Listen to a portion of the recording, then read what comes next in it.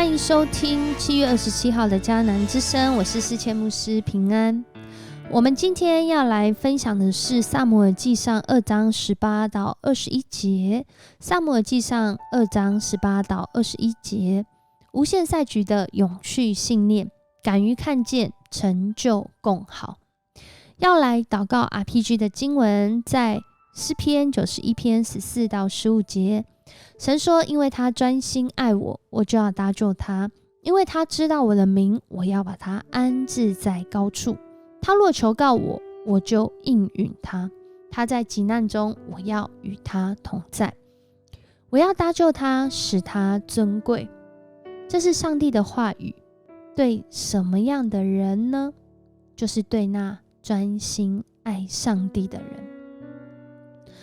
专心爱上帝的人，上帝要来拯救，上帝要使他的应许成就在这样的人身上，更是搭救他，使他尊贵。这不就很像哈拿的经历吗？哈拿经历之后，他不仅是如愿以偿，更是还愿，将这样的孩子，领受的恩典的孩子，完全献上给上帝。当撒母耳断奶的时候，他就带撒母耳上圣殿，并且就开始住在那里。每一年的时候，才跟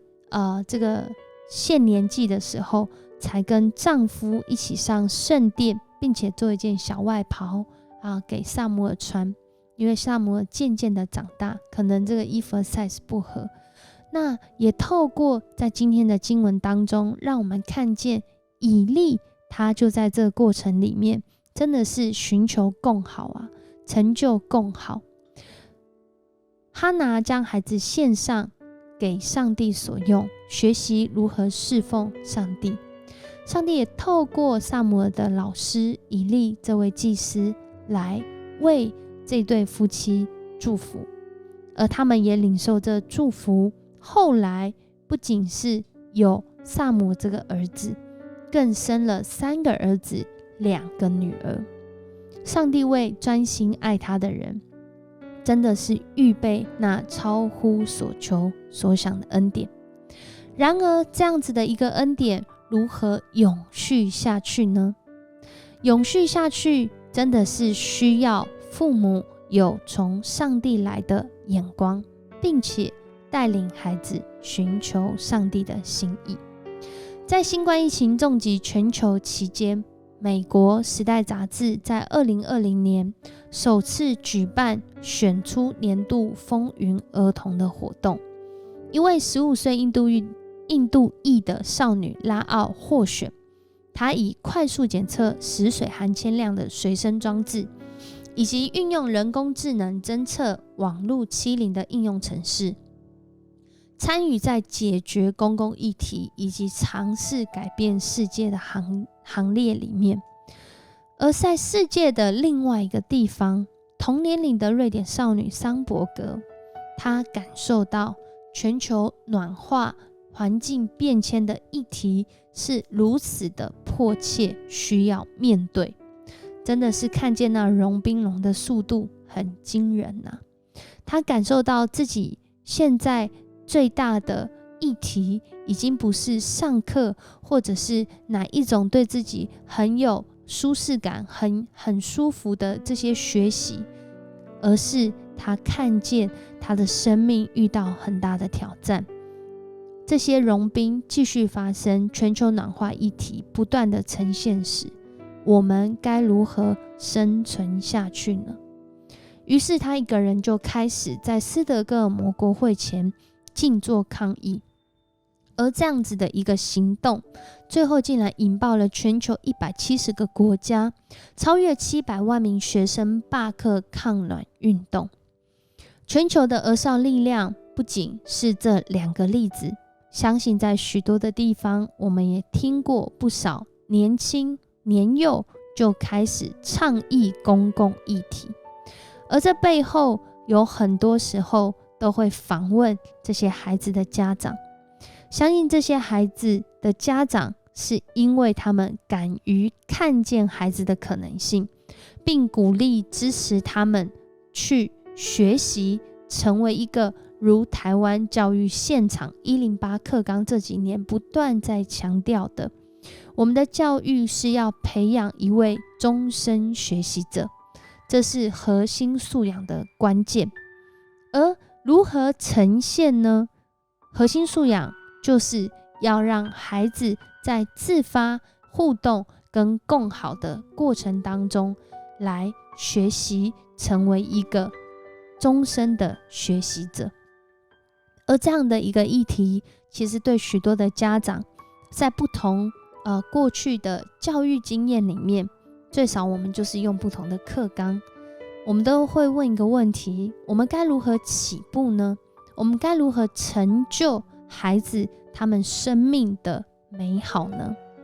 其实这样的一个问题是许多家长在这个世代都很头痛或者是很关注的，希望孩子能够成为一个有动力、终身学习、与人有好的关系，并且对这个世界有贡献的人。然而在这个过程中，谁能够知道这个孩子他怎么样好，他能够好在哪呢？相信哈拿他的决定是一个很有智慧的决定，不仅是在一个还愿的心态，更重要的是在于他知道这个孩子是从上帝而来，上帝创造他有美好的命定，而这命定不仅是在他刚开始只是一个心愿，要有一个孩子这样的一个祷告而已，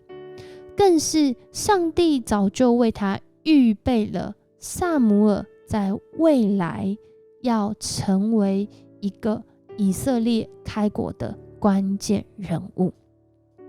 家长很多的时候不知道，但是上帝知道，因为上帝才是那位创造者，上帝才是那位让我们生命共好、自发、互动的创造者。当哈拿做这样的决定，上帝不仅是赐福在撒母耳的身上，更是赐福在以利加拿和哈拿他们后来的生活。我们看见他们后来生了3个儿子2个女儿，这样的赐福只能从上帝来，因为我们都知道人是很有限，科技也很有限，但是当人愿意活出那使人生命更好，并且抓住那个使我们好的上帝。为什么说使我们好呢？因为创世纪其实讲得很清楚哦，当人类被创造的时候，上帝不仅是说好，还说甚好。上帝创造人类，也唯有他知道人类如何活出甚好。这也是我们更需要把孩子带领到上帝面前的原因，因为唯有创造他的上帝知道他如何美好。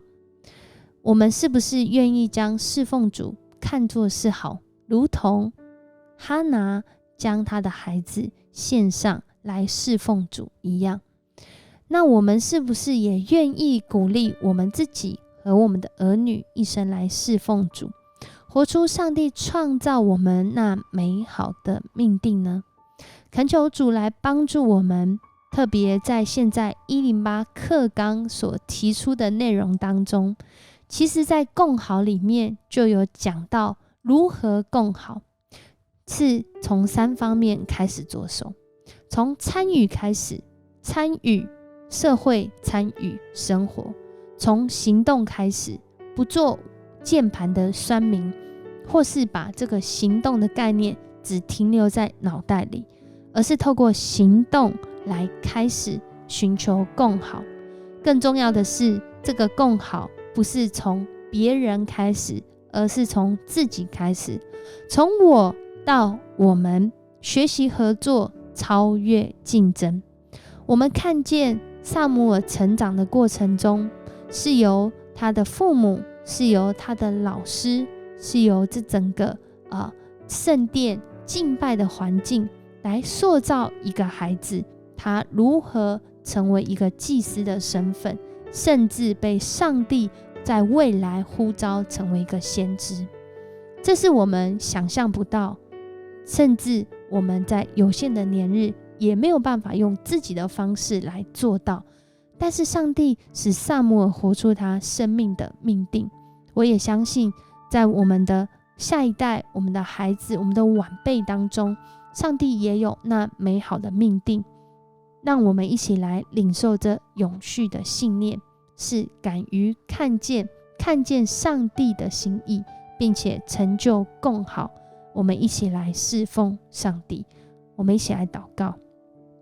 主，我们感谢你，谢谢你带领我们，透过今天的经文，让我们看到一位专心寻求你的女子，她如何经历从不育到生育，并且上帝你使她生育众多，又使她的后代因为敬畏你，因为侍奉你而活出那你创造美好的命定，甚至影响一个世代，甚至这个世代之后因着这个人来得着赐福，得着福气。主啊，愿我们自己与我们的下一代，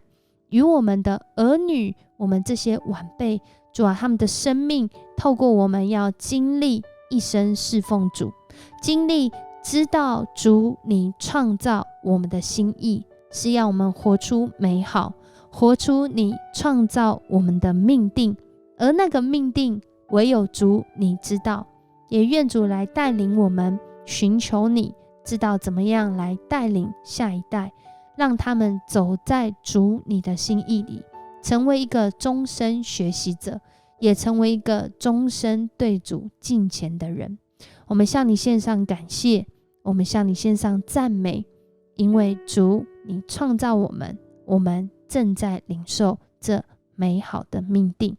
我们这样祷告，是奉主耶稣的名求，阿们。